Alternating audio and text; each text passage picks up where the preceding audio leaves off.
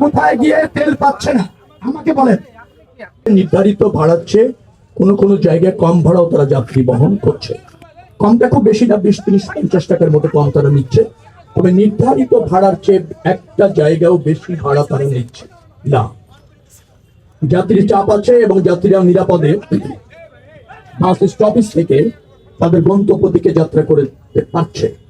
শৃঙ্খলার সাথে বাসগুলি আছে এবং যে বাসটাই আসছে যাত্রীরা অপেক্ষা করছে টিকিট কেটে এবং তারা নিয়মিতভাবে এই স্টেশন ছেড়ে যেতে পারছেন।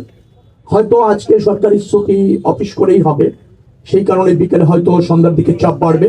সেই বাড়তি চাপ কিভাবে মোকাবেলা করা যায়, যাত্রীদের ওই বাড়তি যখন চাহিদা থাকবে টিকিটের এবং বাসে, সেটাও কিভাবে তারা ফুলফিল করবে সেই ধরনের প্রস্তুতি আমরা দেখলাম যে তারা নিয়েছে। যথেষ্ট সংখ্যক বাস এখানে স্টপেজে রাখা দিয়েছে, যত্রতত্র পার্কিং নাই, শৃঙ্খলাও আছে। আমি মনে করছি যে একটা স্বস্তি নিরাপদ ঈদ যাত্রা এবার আমাদের জনগণ আমাদের বাস স্টপেজ অথবা ধরেন ট্রেন স্টেশন অথবা লঞ্চ স্টেশন থেকে নিশ্চিতভাবে পেতে চলেছে। গণপরিবহনে পর্যাপ্ত জ্বালানি নিশ্চিত করা হয়েছে। গণপরিবহনের মালিক এখানে আছেন।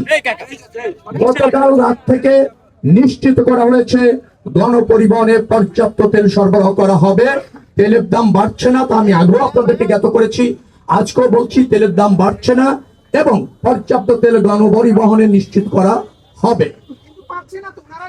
না পাচ্ছে না, মালিক এখানে আছে, পাচ্ছে না এরকম বলার কোনো সুযোগ নেই। আজ আছে, পাচ্ছে তেল, আজ তেল পাচ্ছে, পর্যাপ্ত হারে তেল পাচ্ছে। কোথায় গিয়ে তেল পাচ্ছে না আমাকে বলেন। কোন পাম্পে গিয়ে পর্যাপ্ত তেল পাচ্ছে না? মালিক সমিতির নেতারা এখানে আছেন, বিচ্ছিন্ন ভাবে না, আপনাদের সমিতির নেতারা এখানে আছেন, আমাকে জ্ঞাত করেন তেল দেওয়ার দায়িত্ব আমার। পাচ্ছেন না? কোনটি ফিটনেসবিহীন গাড়ি একটা চিহ্নিত করে আমাকে জানান।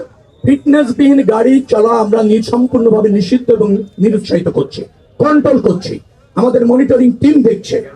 আবার গ্যারেজে গ্যারেজে গিয়ে আমরা সতর্ক করে আসছি যে তড়িঘড়ি করে কোন রকমের চলার উপযুক্ত করে কোন গাড়ি হাইওয়েতে জনগণকে পরিবহনের জন্য দেওয়া হবে না। অতএব হাইওয়ে পুলিশ এখানে তৎপর আছে, এখানে ধরেন মনিটরিং টিম আছে, সবাই কাজ করছে। যদি আপনারা দেখেন আমাদের নির্দিষ্টভাবে গাড়ির নাম্বার দিয়ে বলেন, আমরা তাৎক্ষণিকভাবে ওই মালিক এবং গাড়ির বিরুদ্ধে অ্যাকশন দেব।